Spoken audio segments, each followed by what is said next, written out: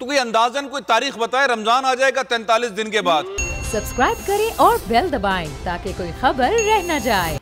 دیکھیں، پہلے تو یہ سوال اٹھایا جا رہا تھا کہ تحریک عدم اعتماد پی ڈی ایم کیوں نہیں لا رہی ہے، پی ڈی ایم تحریک عدم اعتماد سے کیوں کترا رہی ہے۔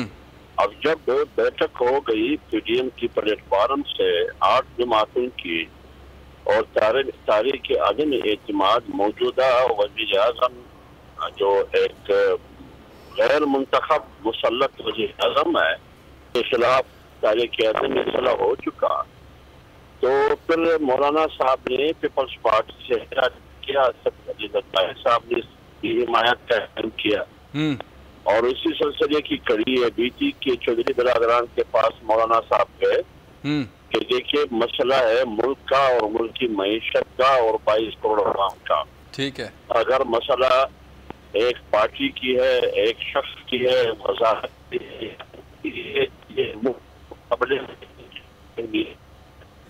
لہذا ہم نے ادھر اس ملک میں سیاست کرنی ہے اور سیاست عوام کی بھلائی کے لیے اور کرنا ہے۔ ٹھیک ہے، لہذا پونے 4 سال ہو گئے موجودہ حکومت کی تسلط کی وجہ سے، اور ریاست کی جتنے بھی ستون ہیں وہ سارے چت ہو گئے، معیشت ڈوب گئی اور آئی ایم ایف کے حوالے کی گئی۔ تو کب تک ہم ریاست پاکستان اور مملکت پاکستان اور 22 کروڑ عوام کو بس کچھ ڈال کر ایک شخص کی حکومت کو سہارا دے رہے ہیں؟ میرے خیال میں مستقبل میں عوام ہوں گے۔ یہ باتیں ہوئی تو اگر مولانا صاحب آگے جا کے اپنی سیاسی جرگہ بنانے کی کوشش کرتے ہیں تو اس کا مطلب بھی یہی ہے کہ قوم کی مفاد میں، ملک کی مفاد میں موجودہ حکومت کو تسلسل دینا یہ ملکی اور قومی مفاد میں نہیں ہے۔ اس وجہ سے مولانا صاحب پہلے بھی متحرک تھے، ابھی بھی اور اس میں۔ اچھا، میرا واحد سوال یہی ہے آپ سے کہ کیا آپ نے کوئی طے کیے تاریخ کب تک؟ بہت متحرک ہیں اتنے سالوں سے، اب عدم اعتماد والا معاملہ ہے تو کوئی اندازن کوئی تاریخ بتائے، رمضان آ جائے گا 43 دن کے بعد۔ دیکھیں نا، تاریخ عدم اعتماد ہم پیش کریں گے، تاریخ کون سی تاریخ ہوگی یہ ہمارا کام ہے۔ یہ پی ڈی ایم میں شامل جماعتیں اور اس سے باہر جو اپوزیشن جماعتیں ہیں جیسے پیپلز پارٹی وغیرہ، یہ ان کا کام ہے کہ ہم نے کب پیش کرنا ہے، یہ ہمارا کام ہے۔ یہ ہم کچھ چیزوں کو راز میں رکھنا پڑتا ہے اور جب موقع آتا ہے تو پھر اس بچے کو میدان میں پھینک دیا جاتا ہے۔